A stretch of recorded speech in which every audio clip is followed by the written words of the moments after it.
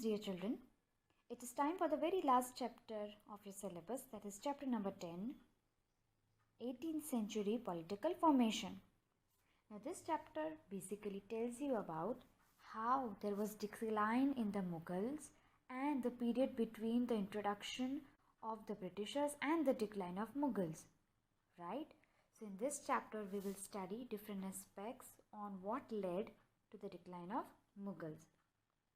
So now we will also study the emergence of new political group in the subcontinent in the very first half of the 18th century, that is roughly between 1707, which will end at the third battle of Panipat, that is 1761.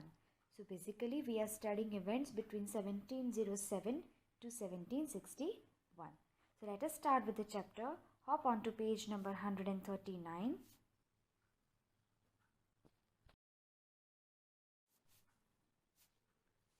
The crisis of the empire and the later Mughals. Emperor Aurangzeb had depleted means he had exhausted the military and the financial resources of his entire empire by fighting a long war in the Deccan. That means when he was fighting a very long war in the Deccan, he ran out of every resources that he had in terms of military, that is soldiers, and financial resources, that is in terms of money. So he appointed nobles as governors, often controlled the offices of revenue and military administration. That means the nobles that are the near relatives of the royal kings, they were appointed as governors who looked after the revenue and the military administration, commonly known as Diwani, that is revenue, and Faujdar means military. So there were revolts due to mounting pressure. There were revolts for whom? There were revolts against this mounting pressure of taxes because they were out of money. They had started collecting tax over the region of the Mughal Empire. So what did they do? They started to consolidate, and because of which there were challenges from rebellious groups. That means the groups which are opposing them, they had put up challenges and they were having difficulties, right? These revolts were sometimes caused by the pressure of mounting taxes. But the powerful chieftains tried to consolidate their positions. Aurangzeb were unable to arrest the gradual shifting of political and economical authority into the hands of provisional governors, local chieftains, and other groups. It is but natural that he was the one who took care of each and everything of the kingdom, but now as he was out of resources and he did not know what to do, and he had already appointed nobles as the governor, what happened was all the authority was shifting from his hands to the governors, local chieftains, and the other groups. Alright, he was very unrest. He was very much not okay. Further, what happened was, in this midst economic and political crisis, he was having so much of problem. In that, the ruler of Iran, who was the ruler of Iran? Nadir Shah attacked Delhi. Okay, in 1739 he attacked Delhi. This invasion was followed by raids by Afghan ruler Ahmad Shah Abdali, who invaded North India 5 times. So what happened was, Nadir Shah of Iran, he attacked Delhi in this crisis time, and later after him there was Afghan ruler Ahmad Shah Abdali, who constantly came and raided India 5 times. So now what happened? As he was very much pressurized, everything was divided into 2 major groups or divisions or fractions. That is the Iranis and the Turanis. Turanis are the basically nobles of the Turkish descent. So for a long time later, Mughal emperor were puppets in the hands of either one of these 2 powerful groups, because they were more powerful than the Mughal emperor. Next, this led to the emergence of new state. So how were the new states formed? Subedars and the great zamindars consolidated their provinces. Provinces is the region they were taking care of. So Subedar were the local chieftains, and the great zamindar, are the landowners. What they did was they consolidated. Consolidated means they combined their provinces and created a bigger one. The Mughals gradually fragmented. Fragmented means divided. So they were gradually divided into a number of independent regional states. So how are these states formed? In three types. First, states that were old Mughal provinces. That means they had old Mughal provinces such as Awadh, Bengal and Hyderabad. Second was states that had independence under the Mughals, such as Watan Jagir. Watan is the country, Jagir are the owners. So they were independent. Though under Mughals, they were independent. And the last are states under the control of Marathas, Sikhs and Jats. Children, when we talk about the old Mughal provinces, there were Awadh, Bengal and Hyderabad. All three states were founded by the members of the high Mughal nobility who had been governors of large provinces. Remember, they consolidated their provinces and they had formed a large one. So Saadat Khan of Awadh, Murshid Quli Khan of Bengal and Asaf Jah of Hyderabad were the governors. All three had occupied high Mansabdari positions. We very well know from the previous chapter what Mansabdari is. And they enjoyed the trust and the confidence of the emperors as they were the Mansabdars. Both Asaf Jah and Murshid Quli Khan held a Zat rank. Zat rank we already know, it is a ranking given. Okay, and each had 7,000 while Saadat Khan's Zat was 6,000.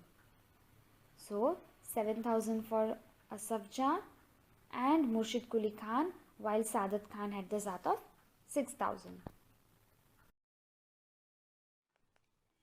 Okay, let us discuss the very first province, that is Hyderabad. So Hyderabad is basically under Nizam ul Mulk Asaf Jah, that we commonly studied before as Asaf Jah, and he was the founder of the Hyderabad state, which was one of the most powerful member of the court of Mughal Emperor Farooq Siyar. He was entrusted, means he was trusted, and he was given the first governorship of Awadh. The very important MCQ here and filling the blanks is, who was entrusted with the first ever governorship of Awadh, which was Farooq Siyar. And later he was given the charge of Deccan. Asaf Jah had already gained control over its political and financial administration. As he was a governor and Subedar, he had got the control. Taking the subsequent advantage means taking the advantage of this turmoil. Turmoils means change in the Deccan and the competition against the court nobility. He gathered power in his hands and became the actual ruler of that region. So till now, he was only the governor. Now he is going to be the actual ruler of the region. Asaf Jah brought skilled soldiers and administrators from northern India who welcomed the new opportunity in the south. Means he went to the north, he brought skilled laborers to the south who were ready to work. Although he was still a servant of a Mughals, he ruled quite independently without seeking any direction from Delhi, which means he was very independent and he did not require any rules or any control of the Mughal kings. Further,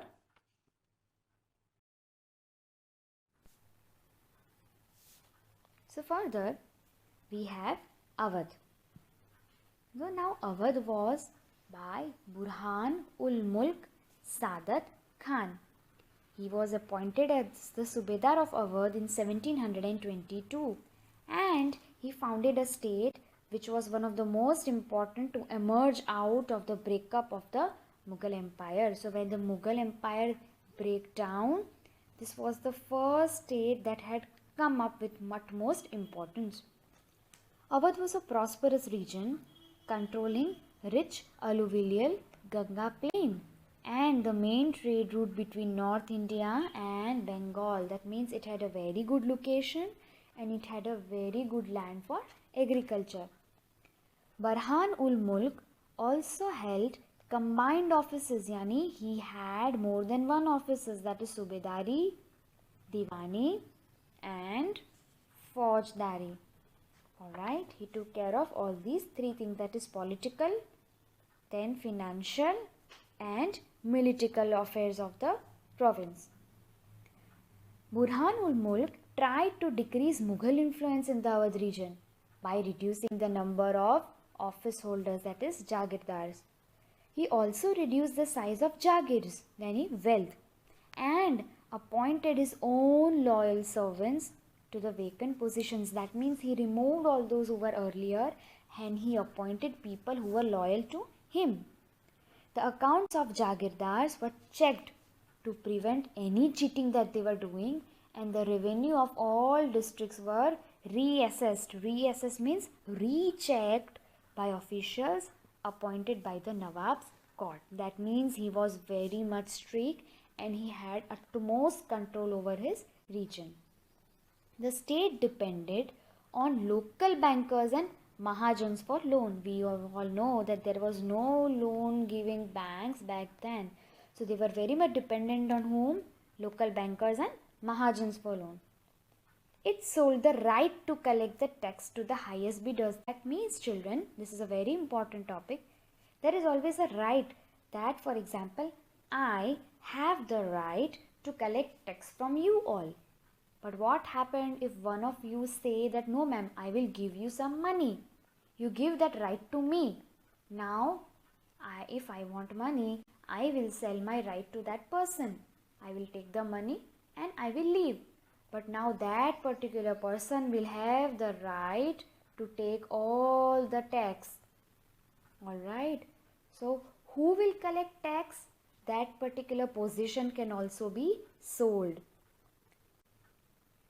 These revenue farmers agreed to pay the state a fixed sum of money. Yani the ones who were the highest bidders and the ones who had revenue collection, those were decided to pay fixed sum of money.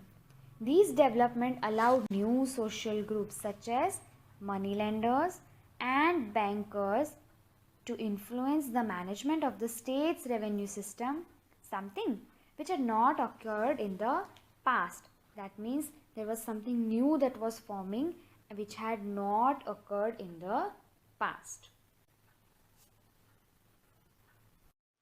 So dear children, this is the end of part 1 for this particular chapter. Next, Bengal and the other provinces and states we will study in the next part. Till then, keep learning and revise the chapters. See you soon.